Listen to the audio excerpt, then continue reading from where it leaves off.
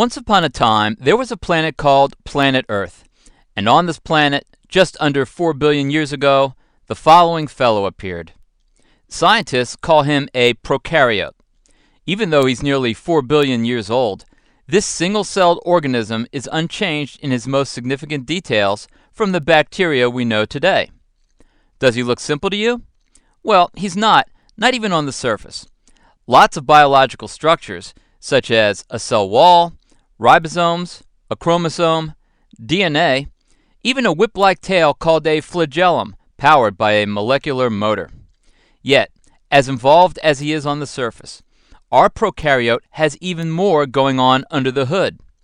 Within this first form of life, or one very close to it, what some people have called the universal common ancestor, the form of life from which all life is said to have emerged, there is a network of interlocking algorithms and biological machines that have analogies with today's man-made technologies, such as artificial languages and decoding capabilities, information processing, storage, and retrieval systems, error detection and proofreading technologies, energy conversion circuitry, assembly processes, modular construction, and transportation and distribution systems, resulting in a robotic, self-replicating manufacturing plant. What a list! Now think about it. On planet Earth, about 4 billion years ago, a planet with only water, a primitive landscape, and not a single Nobel Prize winner in sight. A cellular machine containing analogs to 21st century information processing algorithms and technologies emerged seemingly out of nowhere, with no evidence of any precursor forms of life, and according to the universal common ancestor theory, the basic machinery contained inside this prokaryote was so sophisticated that according to modern evolutionary theory, it was able to morph itself into hundreds of thousands of different life forms over the next 4 billion years, from sponges to triceratops to fruit flies to blue whales to bats and to monkeys, with a whole lot in between. Wow. Just how did this happen?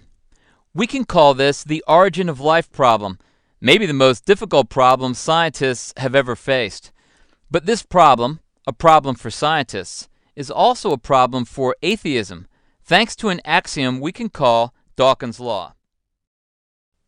Dawkins' law is named after its discoverer, Richard Dawkins, who first described it in his book Climbing Mount Improbable on pages 4 through 6. Dawkins' law revolves around how people can tell when something is actually designed versus simply appearing designed. Here's what Dawkins said. This craggy hillside is supposed to suggest the profile of the late President Kennedy. Once you've been told, you can just see a slight resemblance to either John or Robert Kennedy. But some don't see it, and it is certainly easy to believe that the resemblance is accidental. You couldn't, on the other hand, persuade a reasonable person that Mount Rushmore in South Dakota had just happened to weather into the features of Presidents Washington, Jefferson, Lincoln, and Theodore Roosevelt. We don't need to be told that these were deliberately carved. They are obviously not accidental. They have design written all over them. The difference between Mount Rushmore and the weathered likeness of John Kennedy is this. The sheer number of details in which the Mount Rushmore faces resemble the real things is too great to have come about by chance. The faces are clearly recognizable, moreover, when seen from different angles. The resemblance to President Kennedy, on the other hand, is noticed only if the cliff is seen from a particular angle and in a particular light. But Mount Rushmore is another matter.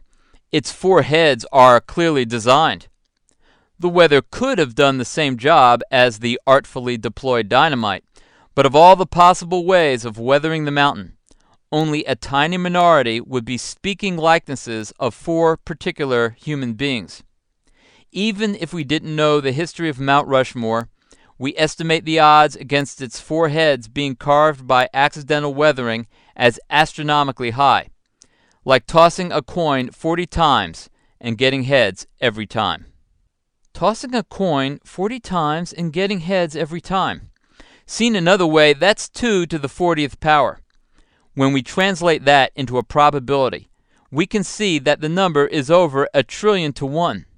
And this number allows us to take these words of Richard Dawkins and turn them into a law, Dawkins' law, which goes as follows.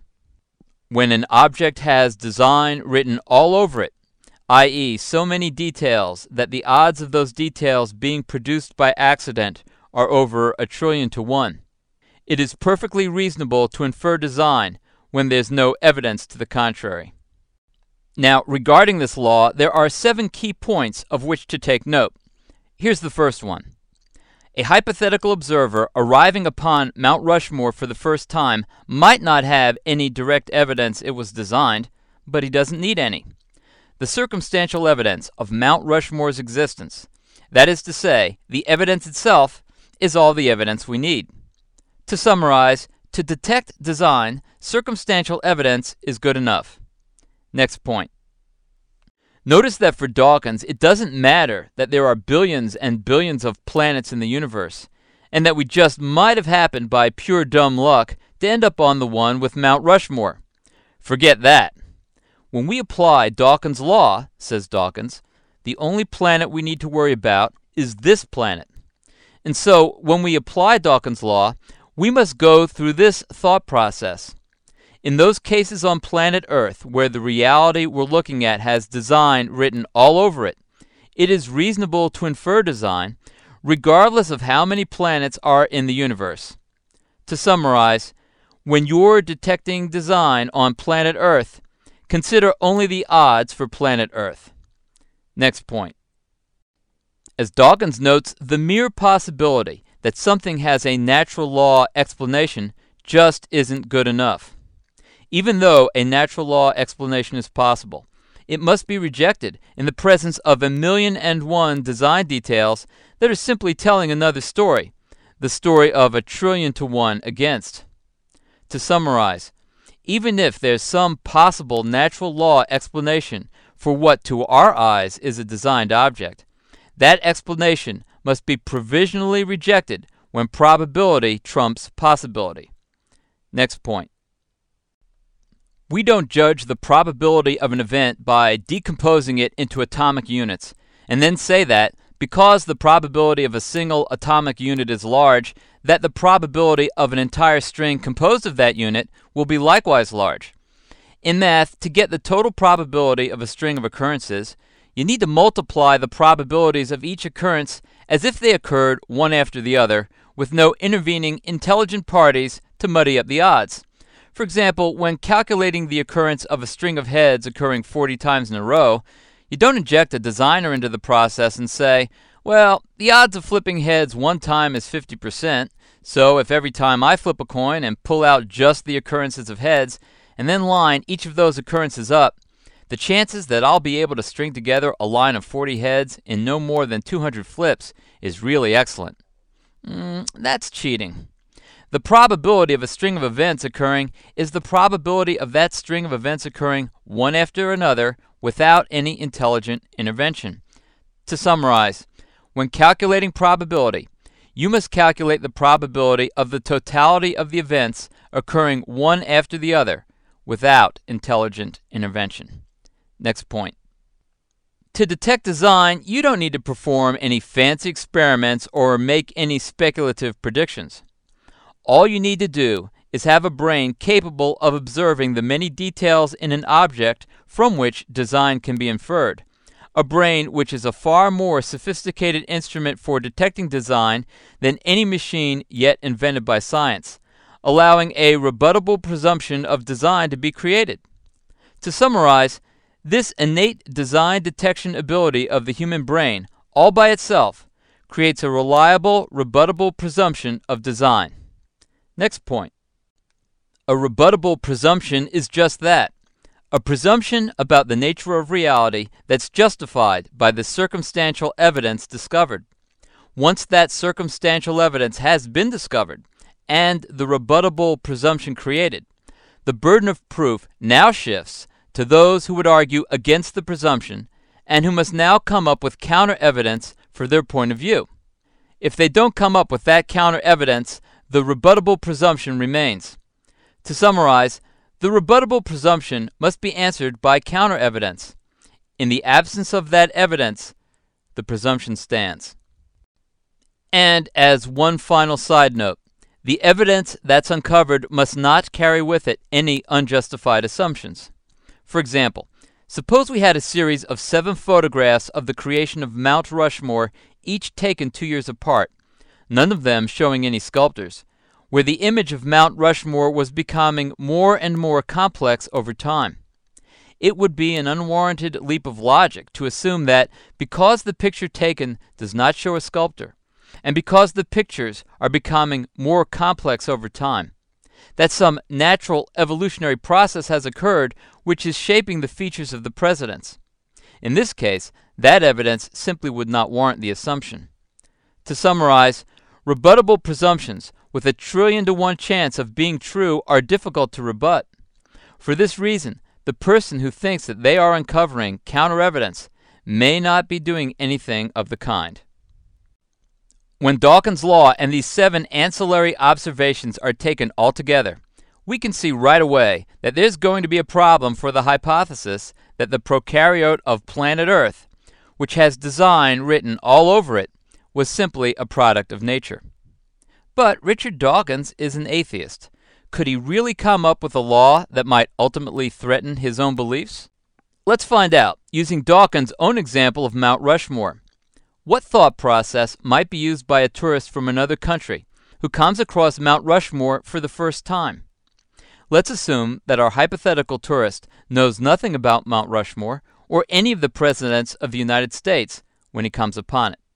Because our tourist has no information about its origin, there would be what we would call a gap in his knowledge. And like most of us, he would seek to fill in those gaps with a hypothesis that explains what he's seeing. Let's take a look at some of these gap-related hypotheses and explain why most of them fail. Incidentally, as we go through this list, you're going to see a lot of hypotheses here that will strike you as just plain crazy, and certainly would not normally occur to any passing tourists, but in a controversial area like the origin of life, it's amazing what people will come up with to try to win an argument. Still, we need to analyze all these hypotheses, crazy or not, because what we learn from Mount Rushmore can be contrasted with the selfsame hypotheses related to the very first form of life known to us, the one-celled organism called a prokaryote. Our first hypothesis that attempts to explain the origin of Mount Rushmore by filling in the gaps of our understanding, we can call, logically enough, the hallucination of the gaps. In this hypothesis, our tourist, who we'll call Frank, is so surprised at what he finds that at first he doesn't believe his own eyes. His first impulse is to question his observation. However, once Frank goes up to and is able to touch the mountain, he can rule out this hypothesis, so, like him, let's cross it out. The next hypotheses Frank considers for the origin of Mount Rushmore are fantasy hypotheses that never come up in real life, but only in hypothetical arguments and are easily dismissed. The first is Santa Claus of the gaps. Frank can rule this out immediately because the known fantasy figure Santa Claus doesn't create mountains. He delivers toys to girls and boys from his home in the North Pole. Next is Tooth Fairy of the gaps. Frank can eliminate that too because the known fantasy figure Tooth Fairy takes teeth from little boys and girls and exchanges them for money, kind of like a Santa Claus on demand. Nothing in the Tooth Fairy concept remotely suggests mountain sculpting, though. For the same reason, he can eliminate the Unicorn of the Gaps, a known fantasy figure who, if it existed at all, would be wandering a forest accompanied by beautiful nymphs draped in white, not blasting George Washington out of a rock with dynamite. Goodbye. The last crazy hypothesis is a truly bizarre concept invented in 2005 called the Flying Spaghetti Monster of the Gaps, which is even more ridiculous than the others, in part because it's so stupid, and in part because it's utterly disconnected conceptually with Mount Rushmore's origin. Not even worthy of discussion. Hasta la vista, baby.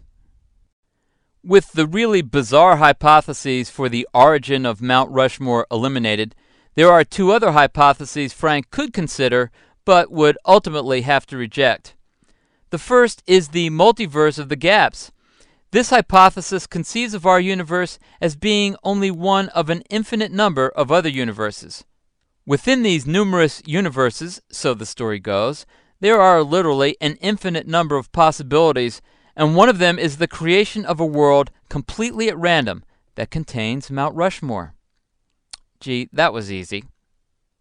The problem with the multiverse of the gaps hypothesis is that it can explain anything that you throw at it, and therefore it has so much phony explanatory power, it ultimately ends up explaining nothing. So Frank can cross that out. Related to this is another hypothesis called the emergent properties of the gaps. Under this hypothesis, matter has something called emergent properties, properties which emerge from matter in the same way that an apple emerges from an apple tree. The problem with the emergent properties hypothesis is that it too explains everything, and therefore it also loses its explanatory power. Cross out. Needless to say, because neither of these two hypotheses are falsifiable, they also fail from the scientific perspective. Well, now that Frank has eliminated the truly bad hypotheses for the origins of Mount Rushmore, let's go to the good ones. He's helped in this regard by Dawkins' law, which you'll recall goes as follows.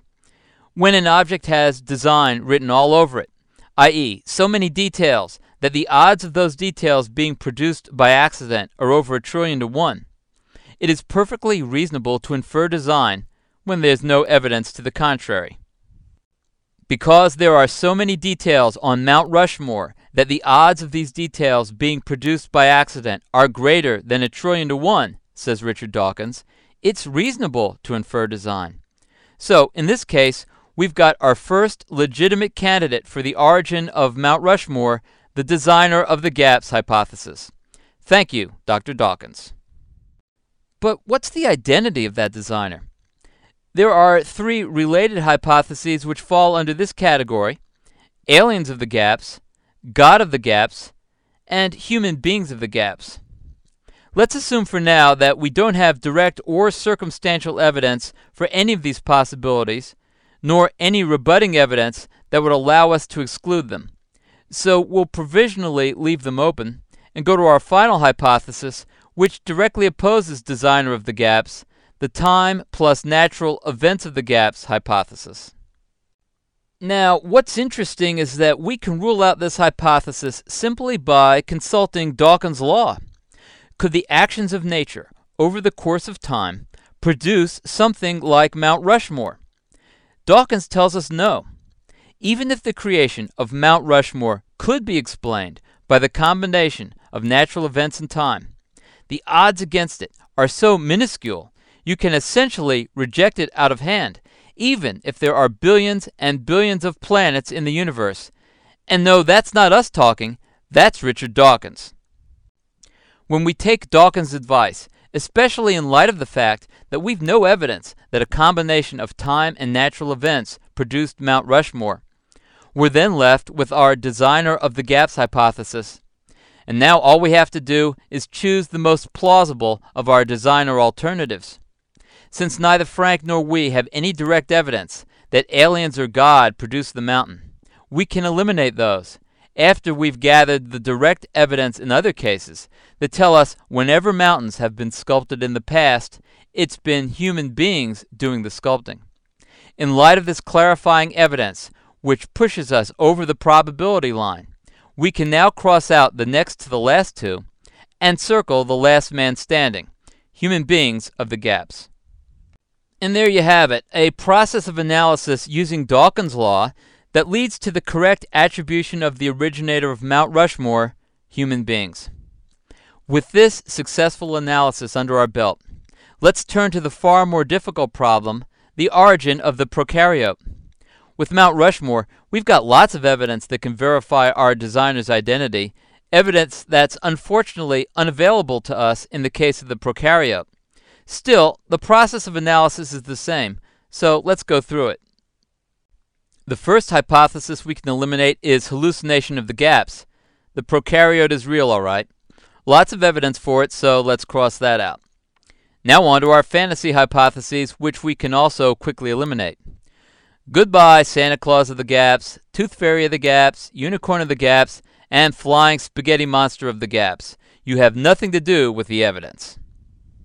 Now we move to two hypotheses which no one would talk about in connection with Mount Rushmore, but which have been discussed with reference to the origin of life.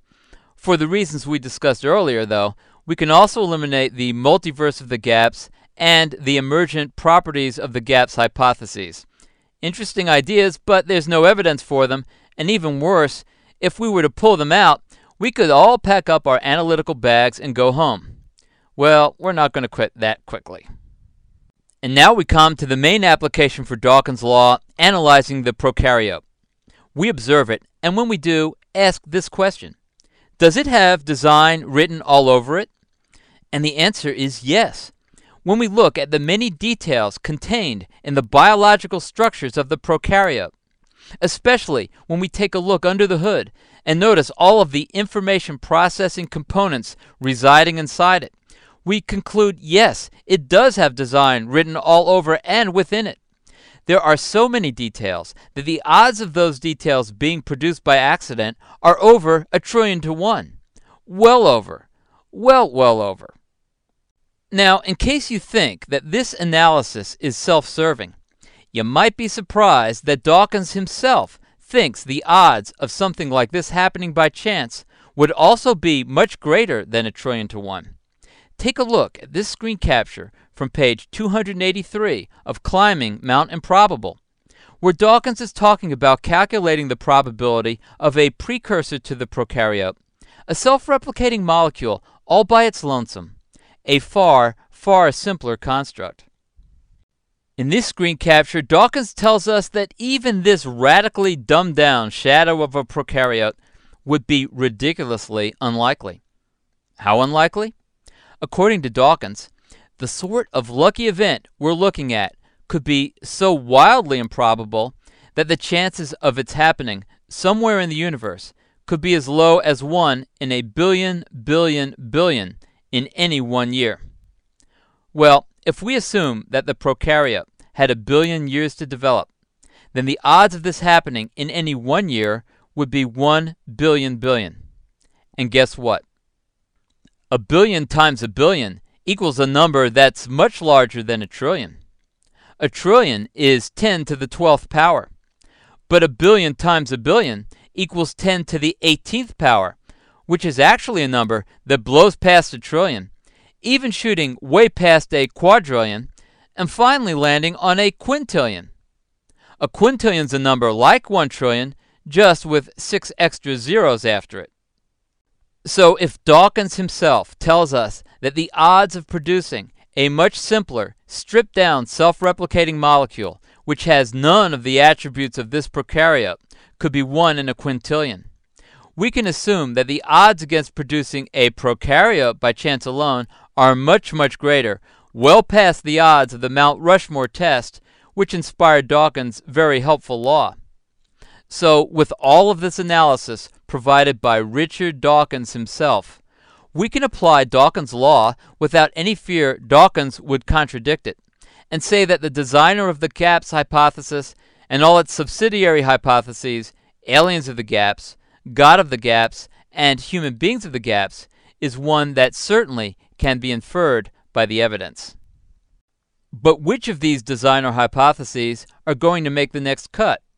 Well, we can eliminate one right out of the box, human beings of the gaps.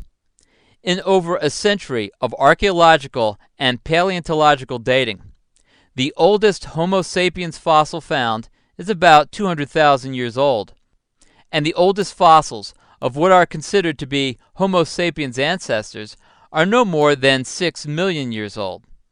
Even though that's old, it's still a long, long way from 4 billion. And no human fossils have been discovered in any older time strata, for example, the Jurassic or Triassic periods, the age of the dinosaurs.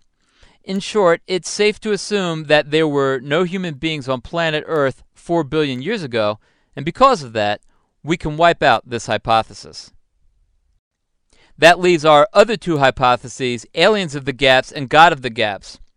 We'll assume, for the purpose of this discussion, that right now we don't have any direct evidence for either of these, but then again, at this stage we don't need any direct evidence, because we have the circumstantial evidence provided by the existence of the prokaryote itself, which is enough evidence to create a design inference according to Dawkins' law.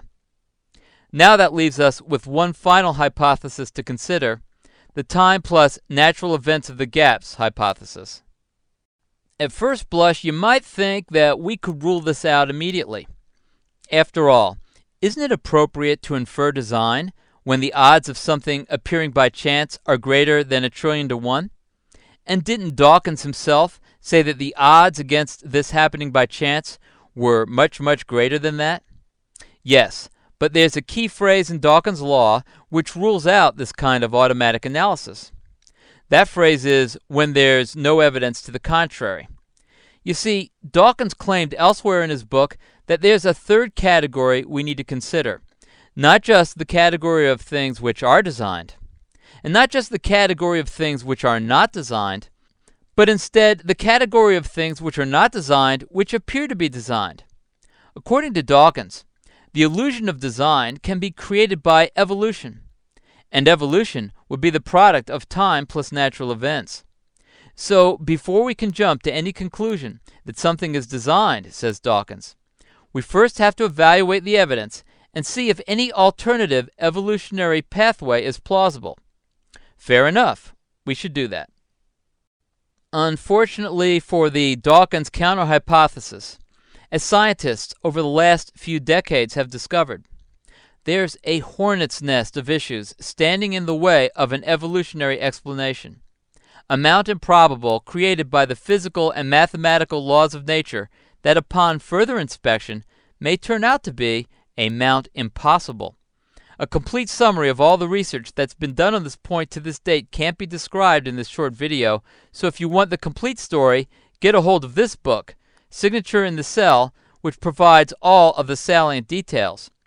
This book by Dr. Stephen Meyer has nearly 600 exhaustively researched pages that survey the work on this issue done to date, research that reveals why the prospects for discovering a plausible evolutionary pathway to the prokaryote are extraordinarily dim. For those people who are too busy or otherwise not inclined to read the book, here's a very high-level summary of just some of the arguments that are contained within it. So, what are the problems with the time plus natural events hypothesis? There are at least 6 main areas.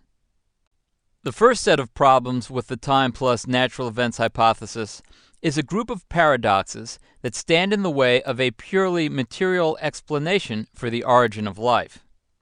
The first we can call the oxygen paradox.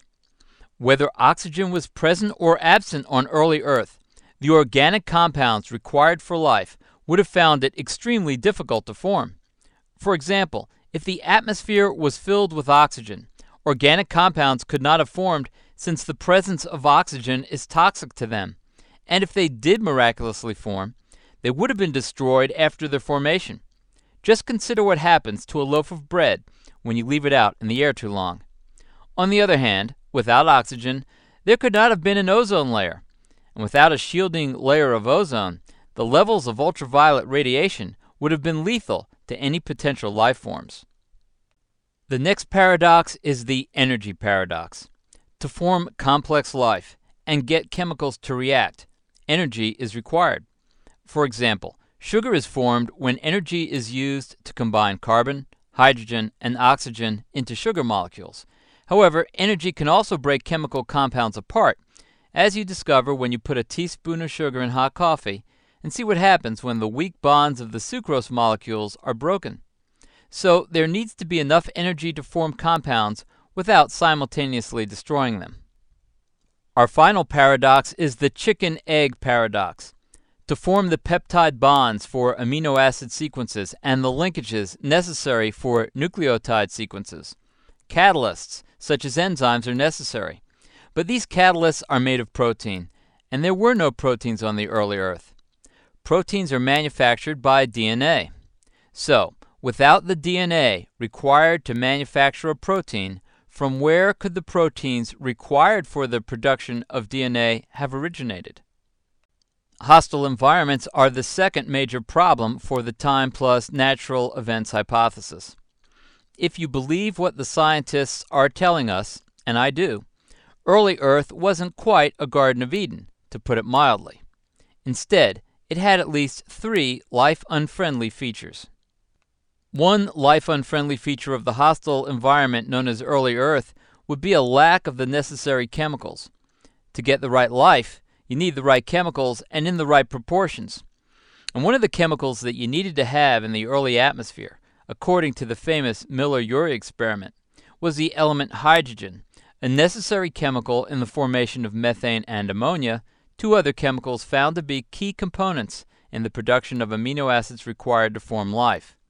However, Earth's gravity is too weak to retain hydrogen gas in the atmosphere, which is why balloons filled with hydrogen fly up and not down. While there may have been trace amounts of hydrogen in the air from volcanic eruptions, in the form of hydrogen sulfide, there's a real question as to whether or not enough of it could have been present for amino acid formation, or how it could have been utilized in its compound form. Another feature of a hostile environment are the numerous cross-reactions. Even if amino acids were able to form on the early Earth, they would not just hang around in pools of water until the correct amino acid partner showed up so that it could form a protein. Instead, these amino acids would combine with other compounds in all sorts of cross-reactions, and having done so, would not be available for protein formation.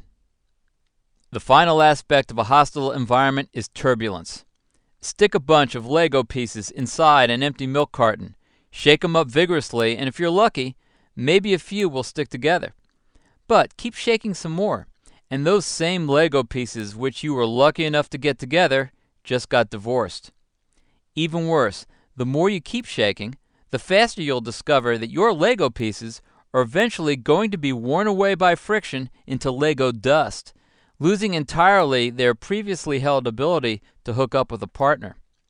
Turbulence has a very destructive character, and even if some primitive amino acids were able to form from a turbulent environment that smashed their components together, once formed, they would have to withstand those same qualities of turbulence that would now act to destroy them.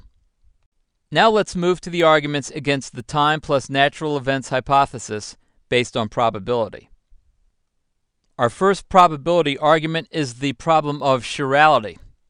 Just like you have a right hand and a left hand, amino acids, such as alanine, also come in 2 forms, a right-handed version and a left-handed version. In the experiments done by human designers that attempt to manufacture these amino acids, they produce the right-handed and left-handed forms in equal amounts, which is what you would expect. However, the proteins of living things are composed of the left-handed forms, with only extremely rare exceptions. From the Dawkins perspective, that's like flipping a coin with heads coming up nearly every single time. But how could that be when the pile of coins from which you're selecting is 99.9% comprised of the 2-headed variety? Our second probability argument may be the most devastating one of all. Indeed, Dr. Stephen Meyer devotes dozens of pages to this issue in his book Signature in the Cell. Proteins are comprised of amino acid sequences, and a modest-sized protein might consist of 150 amino acids strung together.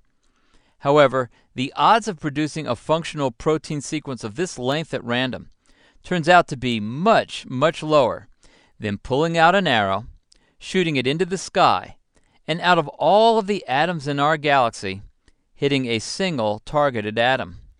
When you do the math, you discover that even with billions and billions of years, there have not been enough opportunities for the known physical universe to sort through every combination of amino acids to find the specific combination of amino acids for even one protein, let alone the matrix of interlocking proteins required to sustain life. This mathematically based argument is all by itself a death sentence for any notion that proteins can be manufactured randomly, and consequently, a death sentence for the time plus natural events hypothesis. Our fourth major problem with the time plus natural events hypothesis, if you need another, is called irreducible complexity. The basic idea of irreducible complexity is that in some machines, the parts have been fitted in such a way that all the parts of the system are indispensable. If you remove a part, the system doesn't function. While sometimes illustrated with extremely simple devices like a mousetrap, to get the real power of irreducible complexity, just look inside a cell, where you discover dozens upon dozens of interconnected, inter-network components that, like an arch, require all the other components for support.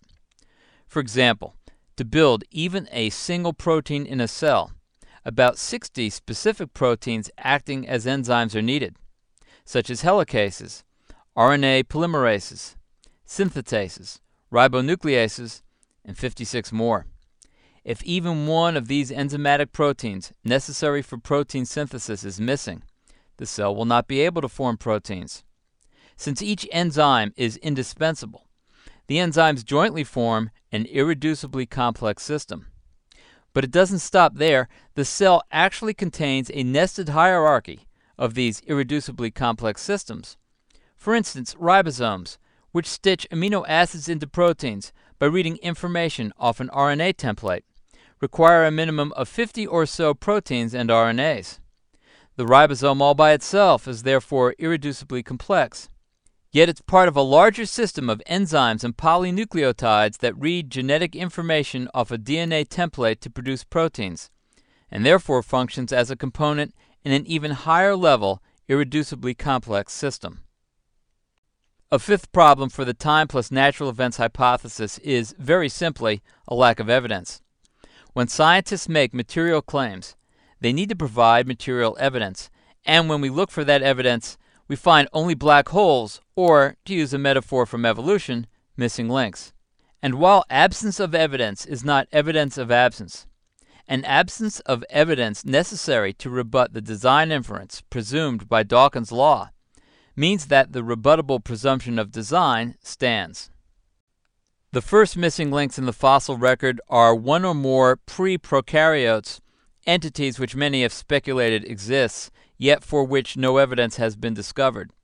If one wants to maintain that the only things in which we can believe are those for which there's hard evidence, as the materialists do, then the lack of evidence here means that we cannot have any such belief.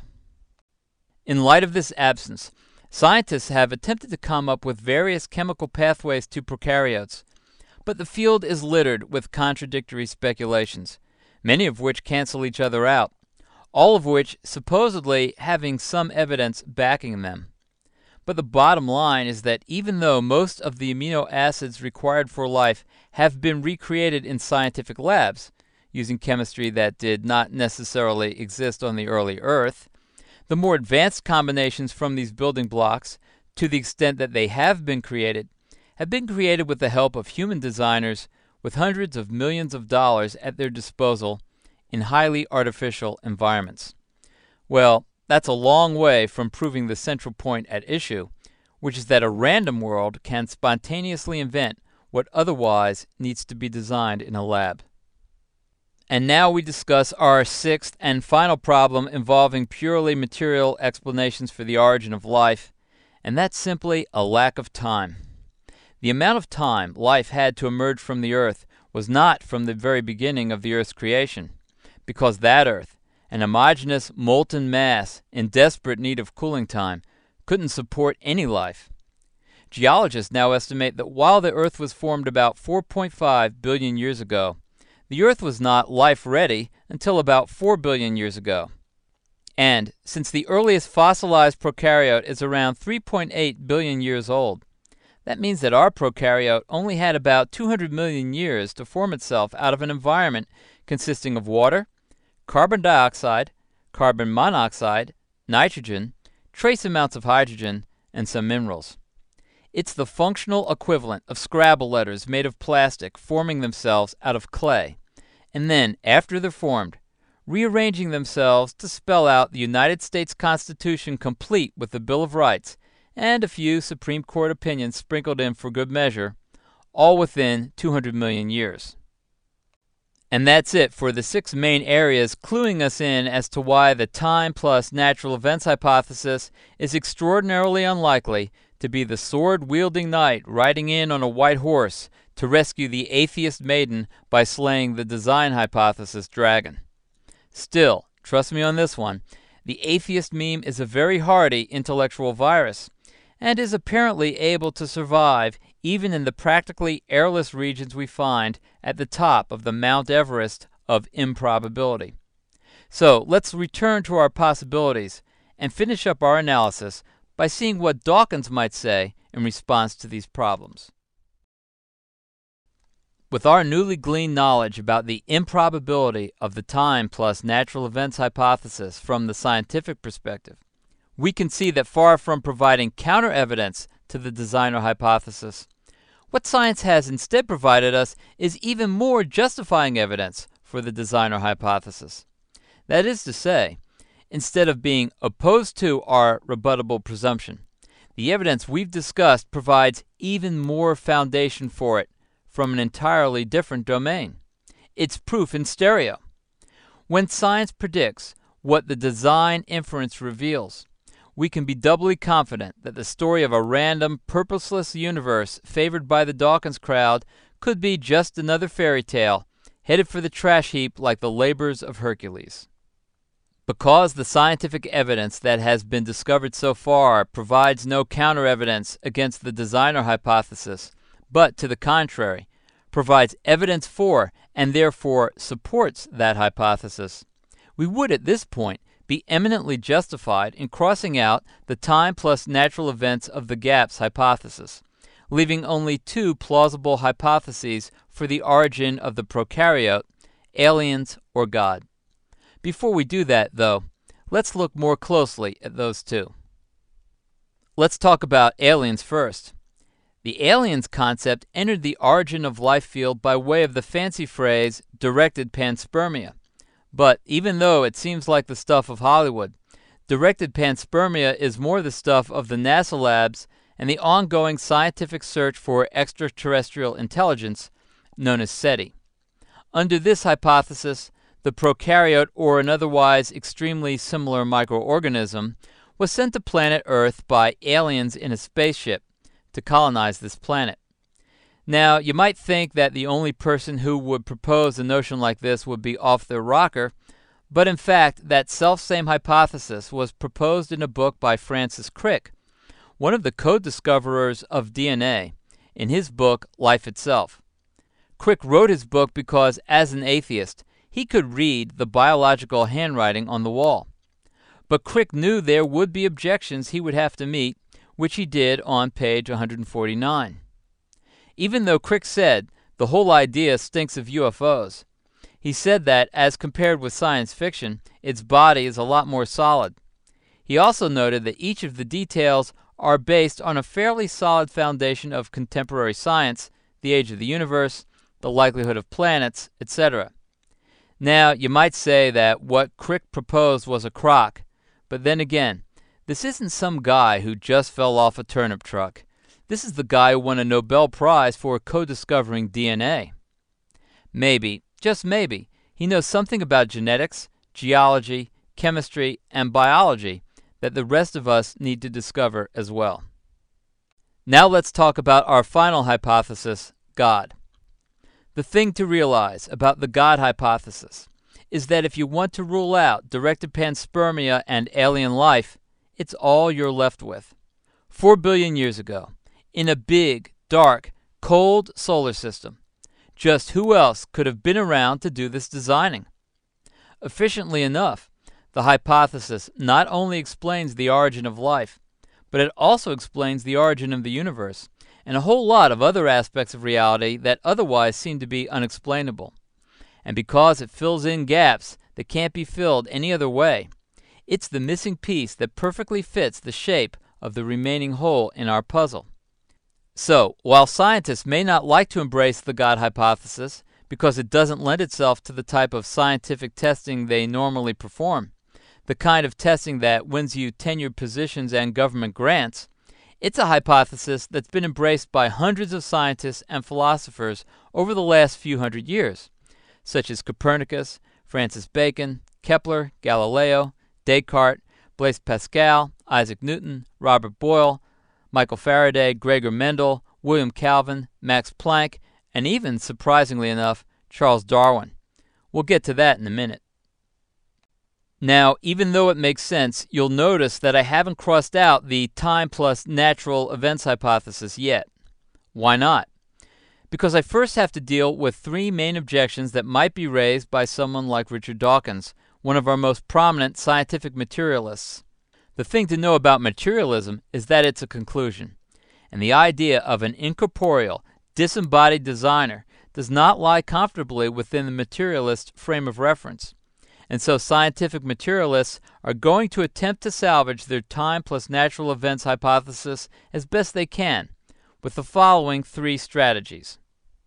The first strategy we'll call the wimpy strategy, named after the hero of its tale, the friend of Popeye the Sailor Man. Wimpy was always looking for a free hamburger, with the claim, "I will gladly pay you Tuesday for a hamburger today." Wimpy's strategy was an IOU strategy. Feed me now, I'll pay you later. Evolutionists want to use a similar wimpy strategy, what we can call the intellectual IOU.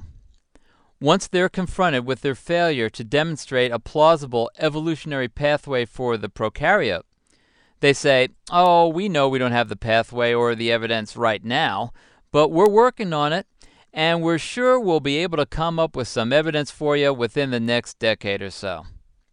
Alas for the IOU, rebuttable presumptions are not defeated by hypothetical evidence that may or may not be produced in the future, but only by real evidence that exists right here, right now. Want me to accept the time plus natural events hypothesis? Show me the evidence then. Until showtime, the rebuttable presumption remains. Our next strategy we can call the bootstrapping strategy. The bootstrapping line of argument goes something like this. Well, maybe we don't have any evidence for an evolutionary pathway to the prokaryote, but we do have evidence for evolution in general, and so we can just assume that what happened in the one case happened in the other. Well, this argumentative approach is kind of like, my dad got into Harvard, so you should let me in too. Yes, but maybe your dad got into Harvard because he had a 4.0 grade point average, and all you could manage was a 1.3. Then again, maybe the only reason your dad got into Harvard was that your dad's rich uncle was a big contributor to the alumni fund, and your dad just rode in on your uncle's coattails. In other words, evolution in case A does not prove evolution in case B. Even if it could be shown that human beings were descended from fish through a process of evolution unguided, that doesn't mean that the process to the prokaryote was similarly unguided. Maybe the whole idea in the beginning was to kick things off and let everything run like a clockwork orange thereafter. This idea has been described as theistic evolution, and it was an idea endorsed by, of all people, Charles Darwin himself. As Darwin wrote in the conclusion of The Origin of Species, there is grandeur in this view of life, having been originally breathed by the Creator into a few forms or into one. From so simple a beginning, endless forms most beautiful and most wonderful have been and are being evolved. But it's even worse for the evolutionist. Even if they don't accept Darwin's view of an initial kickoff that set the ball rolling, evolution still has to account for the numerous design-like mutations that have appeared in subsequent life forms. While Darwinists speculate that these mutations are random, this is not necessarily the case. The mutations could be strategic, guided, or synchronized. Indeed, as we saw in the Mount Rushmore example, the presence of so many changes that point in the same direction indicate synchronized mutation of the mountain. And synchronized mutation is the very definition of design. If all evolution results from synchronized mutation, that evolution provides just more evidence for a designer. A third and final strategy that might be resorted to by atheist evolutionists we can call the divide and conquer strategy, and we talked about it earlier. Since everyone knows that the odds against flipping heads 40 times in a row is 1,000,000,000 to 1, the only way out for the evolutionist is to attempt to divide up the task into numerous small tasks, each of which is far more probable. For example, you keep flipping until you get a heads, then pull a heads out of the pile and keep on flipping. Apparently, this is how the Darwinian theory of natural selection is supposed to work. The environment comes up with a random event and then sets it aside until some other supposedly random yet made-to-order event occurs. And then the environment magically links the two together. But an environment that could do something like that over and over and over would be godlike in its powers of targeted mutation, and would by definition not be random. Were such an environment to exist, it would be no proof of atheism, but rather the contrary. And so here we are finally at the conclusion. For the atheist at this stage, we have two possibilities, and neither of them favor atheism. The first possibility is that we cross out the time plus natural events of the gaps hypothesis, and so leave the design hypothesis. True, one of those design hypotheses involves a potentially atheistic solution to the problem, but in the words of the immortal Frank Zappa, I figure the odds be 50-50. And a 50% chance that God exists is way over 0%, the percentage maintained by atheism. Let's face it, if you want to maintain that the chance of God's existence is 0%, and the evidence shows that the chance is really 50%, you're out of court. But let's say we don't cross out the time plus natural events of the gaps hypothesis. Well, now we're left with three possibilities, one of which is the existence of God. That means, on no further evidence, we can conclude that the chance of God's existence in terms of the probabilities that are open to us is 33%. Again, 33% is way, way over 0%. And so while the atheist position improves somewhat, it doesn't improve enough to hit the necessary total absence of probability demanded by that hardcore atheist position. Whether the odds of God's existence are 33% or 50%, it doesn't matter. If either of these are true, the odds that God's existence is 0% is itself 0%, and the hardcore atheist position is no more real than the flying spaghetti monster. The last-ditch effort for the atheist is to claim that the design hypothesis, as described and analyzed in this video, also does not provide 100% proof for the existence of God. And that's true. Until the proof is provided, what that probably means right now is that theists and atheists alike are going to have to realize that the ultimate rational position must be one of provisional agnosticism. Until all of the evidence is in, we really can't say for sure. Until that evidence is analyzed, hitting that 100% will require for theism and atheism alike some element of faith or some proof that has not yet appeared. So unless we're all agnostic, we're all religious. Atheists, welcome to the club.